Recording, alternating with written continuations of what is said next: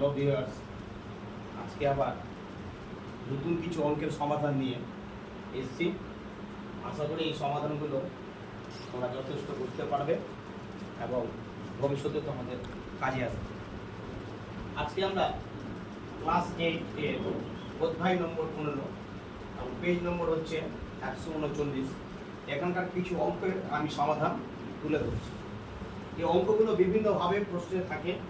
কখনো বলে সরল করতে হবে, লঘিষ্ঠ আকারে প্রকাশ করতে হবে, অথবা বলে এর মান কত, এই আকারে থাকে। প্রথমে আমরা একটা অঙ্ক তুলে ধরছি। অঙ্কটা হচ্ছে সরল করো বলে তুলে ধরেছি।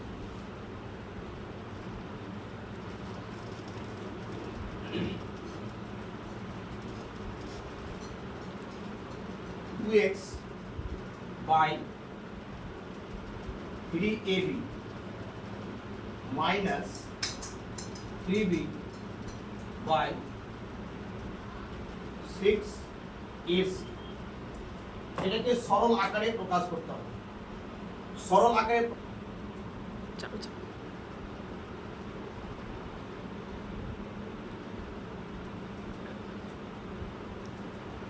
এখানে দেখা যাচ্ছে যে রাশিগুলো আমার সামনে রয়েছে তাকে সরল আকারে প্রকাশ করতে বলেছে এবং সহজ বা লঘিষ্ঠ আকারে প্রকাশ করতে হবে। তাহলে দেখা যাচ্ছে এই রাশিগুলো যা দেখতে পাচ্ছি এরা কিন্তু একটা ভগ্নাংশের আকারে আছে। তাহলে প্রাথমিক ধারণা আমাদের তাই হবে যে ভগ্নাংশের আকারে এদেরকে আমরা যোগ বা বিয়োগ করব।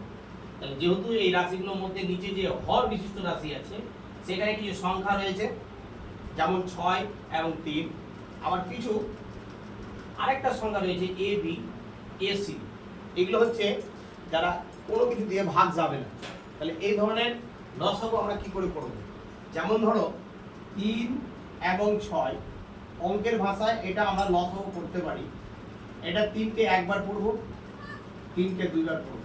অর্থাৎ এই ক্ষেত্রে আমার লসাগু হবে 3 2 6। কিন্তু সংখ্যা দুটো করেছি, কিন্তু আরো যে বাকিগুলো রয়েছে তাদেরও করতে হবে। এই ক্ষেত্রে এই লসাগু করতে হলে সংখ্যাগুলোকে মেলাতে হবে। প্রথম রাশিতে যা পাওয়া যাচ্ছে এটা কিন্তু বসে যাবে লসাগুর চেহারাতে, এবং এখানে এসে দেখতে হবে এই দুটোর মধ্যে যেটা মিলবে না সেটা বসবে, যেটা মিলবে না সেটা বসবে। অর্থাৎ এখানে আমি এ বি লিখেছি, অর্থাৎ এখানেও এ আছে, তাহলে এ বলে সংখ্যাটা হবে না। তাহলে কি হবে? যেটা মিলছে না অর্থাৎ সেটা হচ্ছে সি, সেটা এখানে বসবে। অর্থাৎ এখানে আসবে এই রাশিগুলোর মধ্যে এই সিটা এখানে বসবে। তাহলে এই লসাগুর সঙ্গে সংখ্যাগুলোর লসাগু পেলাম 6, এবং এই যে দুটো রাশি রয়েছে এদের মধ্যে লসাগু পাওয়া যাচ্ছে এ বি সি। তাহলে এবার ভগ্নাংশের জন্য আমরা একটা কাজ করি, হরের যে লসাগুগুলো পাই সেটাকে আমরা নিচে লিখে দেব। এবার এক্ষেত্রে আবার উপরের কাজগুলো কি করে হবে? এটা আমরা ভগ্নাংশের ক্ষেত্রে শিখেছি, নিচের অংশ দিয়ে ভাগ করতে হবে এবং উপরের অংশ দিয়ে গুণ করতে হবে। কথাটা কি হলো?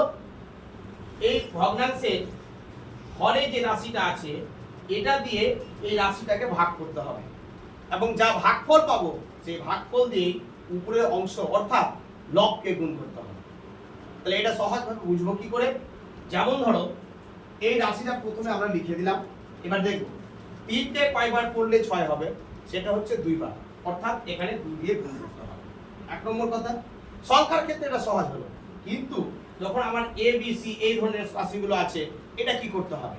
এবার সহজ কাজ হচ্ছে এই যে দুটো জিনিস মিলে যাচ্ছে এই মিলিত রাশিটা বাদ হয়ে যাবে, যেটা মিলছে না সে দিয়ে গুণ করবে। অর্থাৎ এখানে এ বি রয়েছে তাই এ বি এখানে গুণ হবে না, এই সি যেটা মিলছে না সেটা দিয়ে এখানে গুণ করতে হবে। অর্থাৎ এখানে এই উপরের যে লব ছিল তাকে আমরা 2c দিয়ে গুণ করব, মাইনাস চিহ্ন দিলাম।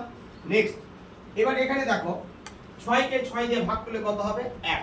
অর্থাৎ উপরে যে লব বলে রাশিটা রয়েছে তাকে আমরা 1 দিয়ে গুণ করতে হবে। অর্থাৎ আমরা কখনো 1 দিয়ে গুণ করি না, তাই আমরা একটা লিখব না। এবার হলো এই রাশিগুলোর মধ্যে, তাহলে এই রাশিগুলোর মধ্যে দেখা যাচ্ছে এ এবং সি মিলে যাচ্ছে, তাহলে বাঁচলো কি? সেটা হচ্ছে বি, অর্থাৎ এখানে বি দিয়ে গুণ করতে হবে। এবার তারপরে কি হবে? এই রাশিগুলোকে গুণ করতে হবে। অর্থাৎ 2 2 4, তার সঙ্গে x এবং c বসে যাবে। নেক্সট এখানে কি হবে 3 b আর b গুণ করা হবে, এই ক্ষেত্রে পাওয়ার 1 পাওয়ার 1 দুটো হলো, ওই দুটো পাওয়ার যোগ করে হবে 2, 1 1 যোগ করে হবে 2, অর্থাৎ 3b স্কয়ার। আর নিচে যা ছিল তাই থাকবে 6abc। এই হচ্ছে অঙ্কের সরল রূপ অর্থাৎ লঘিষ্ঠ রূপ, এর থেকে আর ছোট করা সম্ভব হবে না। আশা করি বুঝতে পেরেছো। তাহলে এভাবে আরো অঙ্ক পরবর্তীতে আমি দিব, তোমরা ভালো করে লক্ষ্য করবা এবং আমাকে ফলো করবা, তাহলে তোমরা আসো জিনিসগুলো আরো তোমরা ভালো করে জানতে পারবে।